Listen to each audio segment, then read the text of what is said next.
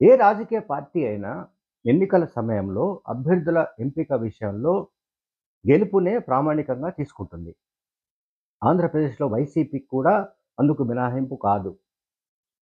So, అధికారంలో ఉన్న YCP మళ్ళీ అధికారంలోకి రావడానికి సంబంధించిన వ్యూహాలలో భాగంగానే అభ్యర్థుల మార్పులు, చేర్పుల వంటి భారీ కార్యక్రమానికి శ్రీకారం చుట్టింది. ఇది మామూలుగా ఒక అంటే సంచలనమని చెప్పడం కాదు. అంతకు మించి అని చెప్పుకోవాలి మనం. ఎందుకంటే సాధారణంగా రాజకీయ పార్టీల అధినేతలు అంటే రాజకీయ పార్టీలను నడిపిస్తున్న వాళ్ళు అభ్యర్థుల ఎంపిక విషయంలో చాలా జాగ్రత్తలు తీసుకుంటారు. అంటే వైఎస్ జగన్మోహన్ రెడ్డి గారు తీసుకోవడం లేదని కాదు ఇక్కడ పాయింట్. ఇక్కడ నేను చెప్పబోతుందేంటంటే, మిగతా పార్టీల అధ్యక్షులు గాని, మిగతా పార్టీల సారథులు గాని, వాళ్ళు అభ్యర్థుల సెలక్షన్ సందర్భంగా అనేక ఈక్వేషన్స్ చూస్తారు. సామాజిక వర్గాలకు సంబంధించిన సమతూకమనండి, లేకుంటే ప్రాంతాల వారీగా ఎక్కడెక్కడ ఏ సెక్షన్ ఏ సెక్షన్స్‌లో మనకు ఆదరణ ఉంది. ఏ సెక్షన్స్‌కు మనం ఇస్తే మనం నెగ్గగలము, గెలవగలము. దీనికి సంబంధించిన లెక్కలు కొన్ని కొన్ని ఆయా పార్టీలకుంటాయి. ఇప్పుడు జగన్మోహన్ రెడ్డి గారు చేస్తున్నది కూడా అంతకు మించి చేస్తున్నాడాయన.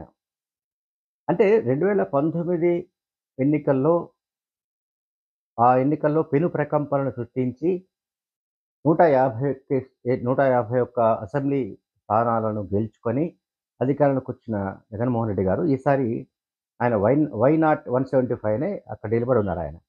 ఆయన కిందికి దిగట్లేదు. ఆయన 174 అంటే కూడా వినట్లేదు. 173 అంటే కూడా వినట్లేదు. అంటే ఇంక్లూడింగ్ చంద్రబాబు నాయుడు సహా మొత్తం అందరిని తుడిచిపెట్టాలి అనే ఒక కాన్సెప్ట్‌తో ఆయన పోతున్నారు. అంటే ఒక నినాదాన్ని తీసుకొని వెళ్తున్నారు. సరే ఇది సైకలాజికల్ గేమా? మైండ్ గేమా? ఇదంతా వేరే మేధోపరమైన చర్చ. బట్ ప్రతిపక్షాలను చీకాకు పెట్టడం కూడా, ప్రతిపక్షాల శిబిరంలో గందరగోళం ఏర్పరచడం కూడా అది ఎన్నికల వ్యూహంలో భాగమే. అది ఇప్పుడు జగన్మోహన్ రెడ్డి గారు సక్సెస్‌ఫుల్‌గా చేస్తున్నట్టు కనిపిస్తోంది. ఎందుకంటే టీడీపీ, జనసేన 2 పార్టీలు కూడా తమ సంగతేమిటో చూసుకోకుండా, తమ పార్టీల బలాబలాలు, తమ సత్తా ఏమిటో చూసుకోకుండా వైసీపీలో కుమ్ములాటలు పెరిగిపోయాయనో, వైసీపీ నుంచి ఫలానా చోట, ఫలానా కాన్స్టిట్యుయెన్సీలో, ఫలానా జిల్లాలో అసంతృప్తులు పెరిగిపోయారని, ఇక ఆ పార్టీలో చాలామంది బయటకొచ్చేస్తున్నారని ఒక ఒక ఒక యూట్యూబ్ ఛానెల్‌లో అయితే ఒక 12 మంది ఎమ్మెల్యేల పేర్లు కూడా ఇచ్చేసాడాయన. ఆ ఛానెల్ వ్యక్తి. అంటే తెలుగుదేశం పార్టీకి అనుకూలంగా పనిచేస్తున్న కొన్ని యూట్యూబ్ ఛానెళ్లలో ఓ 12 మంది, 15 మంది పేర్లు కూడా వాళ్ళు చెప్పేస్తున్నారు ముందే.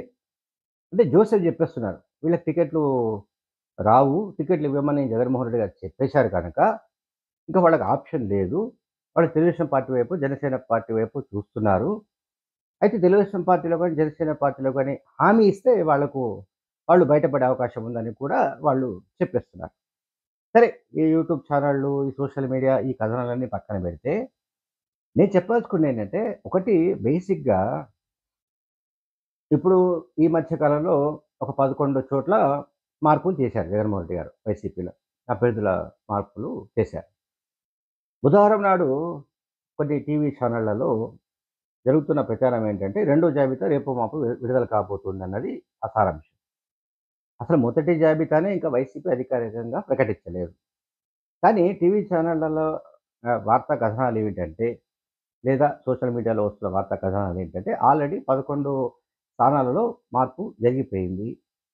మరికొన్ని కాన్స్టిట్యూన్సీలలో మార్పులకు ఆయన శ్రీకారం చుట్టారు గనుక, రెండో జాబితా రేపో ఎల్లుండో వచ్చేస్తుంది. అంటే జాబితా వచ్చినా రాకపోయినా ఈ బ ఇది మన జర్నలిస్ట్ అనండి, లేకుంటే సోషల్ మీడియాలో వార్తా కథనాలు రచించి, సంధించి ప్రజల మీదకి వదిలిపెట్టేవాళ్ళు గానీ, ఈ పనిలో ఉన్నారు.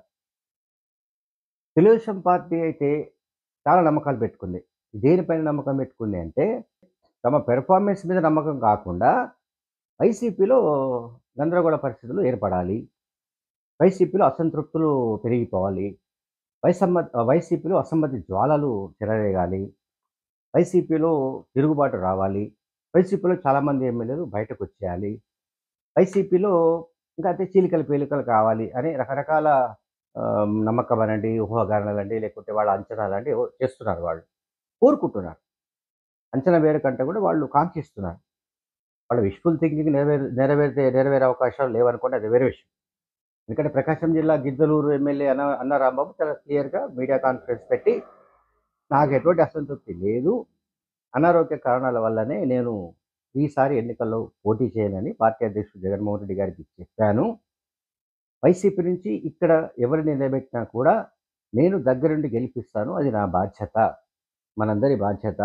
జగన్మోహన్ రెడ్డి గారు మళ్ళీ ముఖ్యమంత్రి కావాల్సిందే అని ఆయన స్పష్టంగా చెప్పాడు. మరికొంతమంది కూడా అసంతృప్తి ఫలానా వాళ్ళలో చెలరేగుతోంది. ఇంకా వాళ్ళు బయటకొచ్చేస్తున్నారు. వాళ్ళిక మన ఏది టీడీపీలోకి వచ్చేస్తున్నారు.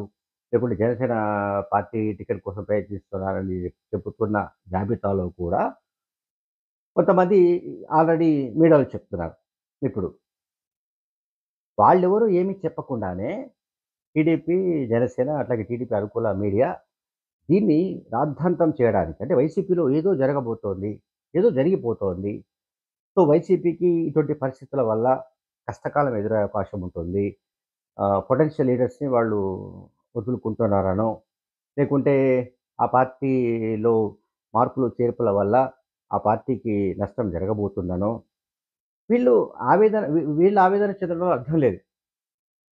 ఇప్పుడు నష్టం జరిగితే వైసీపీకి నష్టం జరుగుతుంది. జగన్మోహన్ రెడ్డి గారికి నష్టం జరుగుతుంది. వీళ్ళకి లాభమే గదా! ఆ పాయింట్ ఆఫ్ వ్యూలో ఆలోచిస్తే. కానీ వీళ్ళు కోరుకుంటుంది కూడా ఏంటంటే, తమ సత్తా అంటే తమ అభ్యర్థులను ఎట్లా ఎంపిక చేసుకోవాలి? ముందుగా అసలు ఈ 2 పార్టీలు కూటమిగా ఏర్పడుతున్నప్పుడు, ఈ కూటమి తరపున ఉమ్మడి అభ్యర్థులు ఎవరు? ఏ ఏ కాన్స్టిట్యూన్సీ నుంచి పోటీ చేస్తున్నారు? పోటీ చేయబోతున్నారు? ఎన్ని సీట్లలో ఒడంబడిక జరిగింది? అసలు జరిగిందా? లేదా? అనే దానికి సంబంధించి ఇంకా స్పష్టత లేదు. అది ఇవ్వడానికి వాళ్ళు సిద్ధంగా లేరు. వాళ్ళు చేస్తున్న పనంతా ఏంటంటే, వైసీపీని ఏదో రకంగా ఇబ్బంది పెట్టాలని, వైసీపీలో ఏదో జరిగిపోతోంది.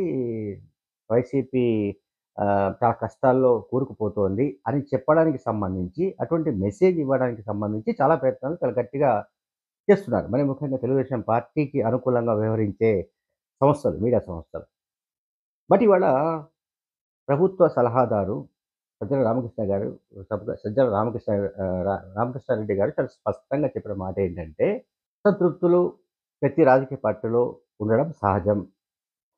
వైసీపీలో కూడా ఎక్కడైనా కొన్ని చోట్ల అటువంటి అసంతృప్తులు ఉంటే వాళ్ళని మేము ఆహ్, అడ్జస్ట్ చేసుకుంటాము. వాళ్ళని మేము ఏదో రకంగా సెట్ చేసుకుంటాము. దీన్ని ఏదో ఒక భూతత్వంలో చూపి ఏదో జరిగిపోతోంది అని చేస్తున్న ప్రచారం అంతా కూడా దుష్ప్రచారం. ఇందులో నిజం లేదని కూడా ఆయన చెప్పాల్సొచ్చింది. థాంక్ యూ అండి.